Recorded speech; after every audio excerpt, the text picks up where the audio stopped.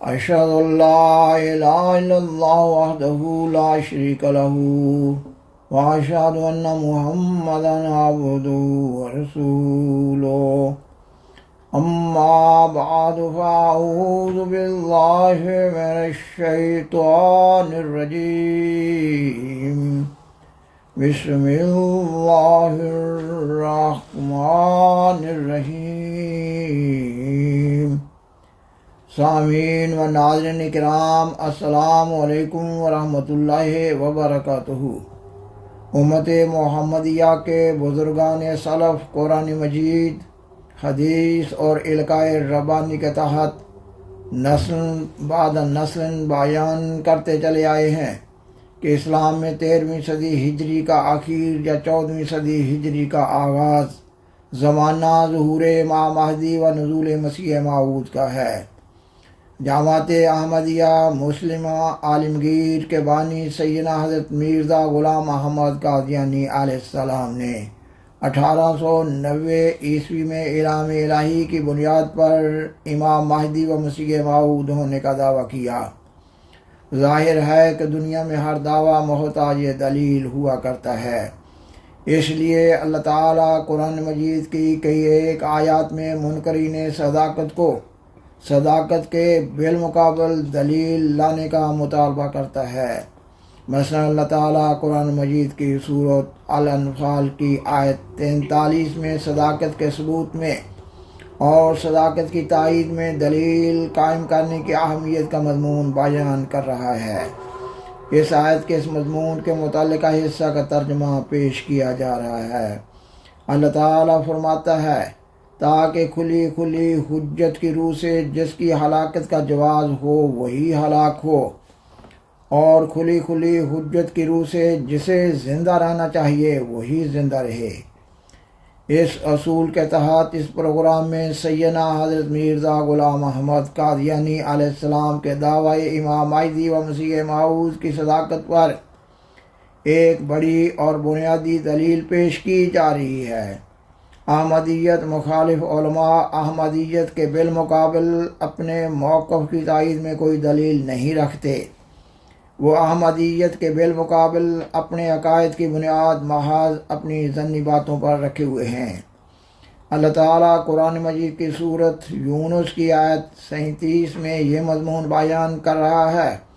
کہ حق اور صداقت کے بالمقابل ظن کی کوئی حیثیت نہیں ہوا کرتی۔ سورہ یونس کی اس آیت کے اس مضمون کے متعلقہ حصہ کا ترجمہ پیش کیا جا رہا ہے۔ اللہ تعالیٰ فرماتا ہے، اور ان میں سے اکثر لوگ ظن کے سوا کسی چیز کی پیروی نہیں کرتے،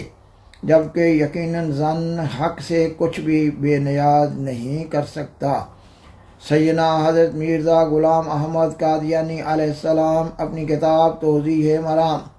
روحانی خزائن جلد 3 صفحہ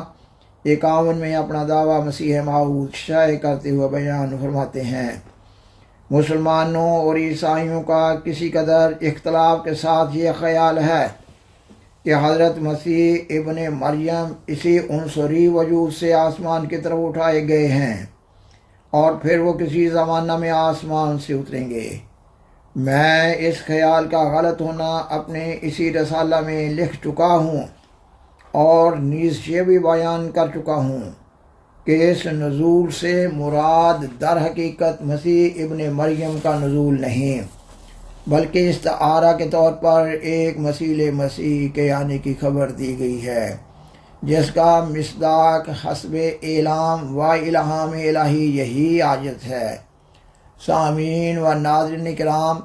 سیدنا حضرت مرزا غلام احمد قادیانی امام مہدی و مسیح موعود علیہ السلام اپنی کتاب اذا الاوہام روحانی خزائن جلد 3 صفحہ 402 میں اپنے دعویٰ اور دعویٰ کے مقاصد کے سلسلہ میں لکھتے ہیں، جب تم مسیحی کا مردوں میں داخل ہونا ثابت کر دو گے اور عیسائیوں کے دلوں میں نقش کر دو گے تو اس دن تم سمجھ لو کہ آج عیسائی مذہب دنیا سے رخصت ہوا۔ یقیناً سمجھو کہ جب تک ان کا خدا فوت نہ ہو ان کا مذہب بھی فوت نہیں ہو سکتا، اور دوسری تمام بحثیں ان کے ساتھ عبث ہیں۔ ان کے مذہب کا ایک ہی ستون ہے، اور وہ یہ ہے کہ اب تک مسیح ابن مریم آسمان پر زندہ بیٹھا ہے۔ اس ستون کو پاش پاش کرو، پھر نظر اٹھا کر دیکھو کہ عیسائی مذہب دنیا میں کہاں ہے، کیونکہ خدا تعالیٰ بھی چاہتا ہے کہ اس ستون کو ریزہ ریزہ کرے اور یورپ اور ایشیا میں توحید کی ہوا چلاوے۔ اس لیے اس نے مجھے بھیجا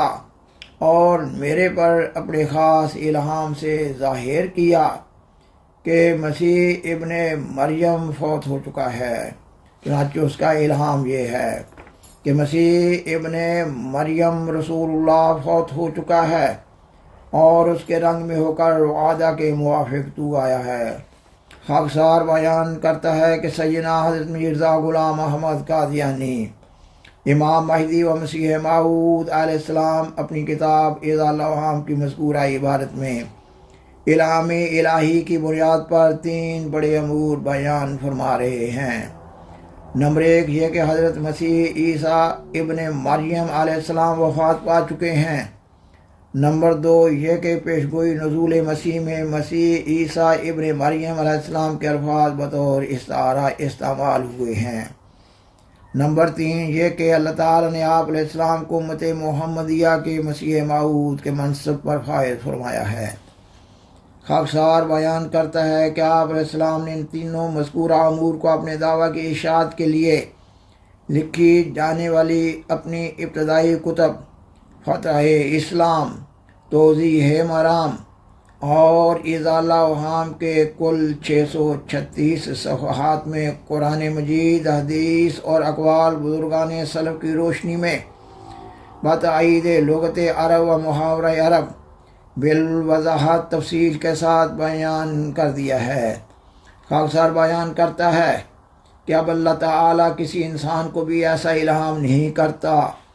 جو قرآن مجید کی تعلیمات کے خلاف ہو۔ اس لیے یہ ضروری قرار پاتا ہے کہ یہ الہام یہ کہ مسیح ابن مریم رسول اللہ فوت ہو چکا ہے کو قرآن مجید پر پیش کیا جائے۔ اگر قرآن مجید اس الہام کی تصدیق کر رہا ہے کہ واقعی حضرت مسیح عیسیٰ بن مریم علیہ السلام فوت ہو چکے ہیں، تو آپ علیہ السلام کا دعویٰ اس طرح سچا ثابت ہو جاتا ہے جس طرح 2 اور جمع 2 کا حاصل جمع 4 ہوا کرتا ہے۔ سامعین و ناظرین کرام، قرآن مجید کی تعلیمات کی روشنی میں اس الہام کا تجزیہ کرنے سے یہ امر بپایہ ثبوت پہنچتا ہے کہ حضرت مسیح عیسیٰ بن مریم علیہ السلام وفات پا چکے ہیں۔ اور اگر حضرت مسیح عیسیٰ بن مریم علیہ السلام وفات پا چکے ہیں اور حقیقت یہ ہے کہ واقعی حضرت مسیح عیسیٰ بن مریم علیہ السلام وفات پا چکے ہیں، تو پھر اس الہام میں بیان فرمودہ باقی 2 امور بھی بپایہ ثبوت پہنچ جاتے ہیں، یہ کہ پیشگوئی میں مسیح عیسیٰ بن مریم علیہ السلام کے الفاظ بطور استعارہ استعمال ہوئے ہیں، اور یہ کہ اللہ تعالیٰ نے آپ علیہ السلام کو امت محمدیہ کے مسیح موعود کے منصب پر فائز فرمایا ہے۔ آپ علیہ السلام اپنی کتاب اعضاء الاوہام اور روحانی خزائن جلد 3 صفحات 403 پر لکھتے ہیں، میں نے اس کتاب میں نہایت زبردست ثبوتوں سے مسیحی کا فوت ہو جانا اور اموات میں داخل ہونا ثابت کر دیا ہے، اور میں نے بداحت کی حد تک اس بات کو پہنچا دیا ہے کہ مسیح زندہ ہو کر جسم عنصری کے ساتھ ہرگز آسمان کی طرف اٹھایا نہیں گیا، بلکہ اور نبیوں کی موت کی طرح اس پر بھی موت آئی اور دائمی طور پر وہ اس جہان سے رخصت ہوا۔ اگر کوئی مسیح کا ہی پرستار ہے تو سمجھ لے کہ وہ مر گیا اور مرنے والوں کی جماعت میں ہمیشہ کے لیے داخل ہو گیا۔ سو تم تائید حق کے لیے اس کتاب سے فائدہ اٹھاؤ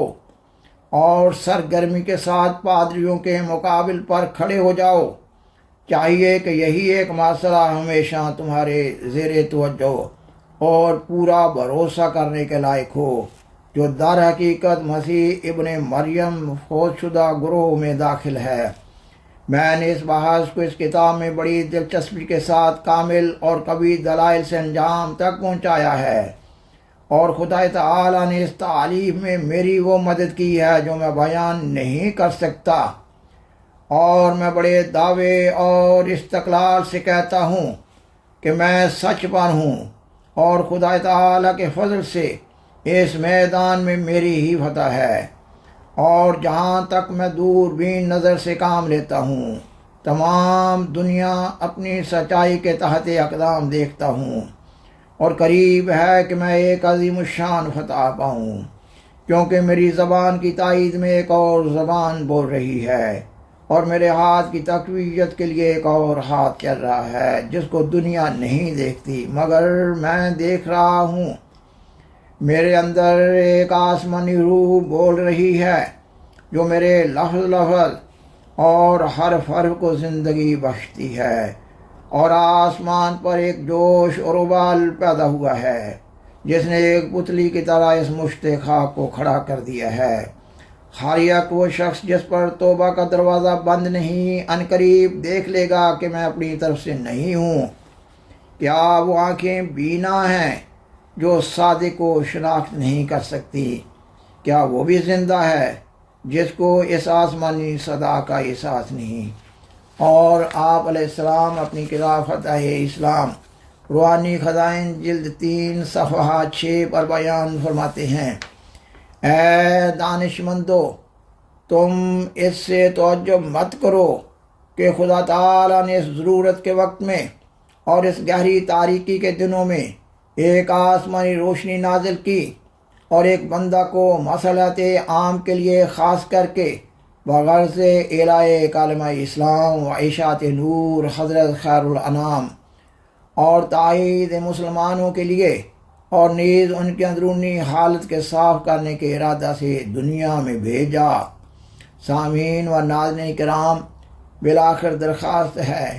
کہ برائے مہربانی اس پروگرام کو لائک کریں، دوسروں سے شیئر کریں،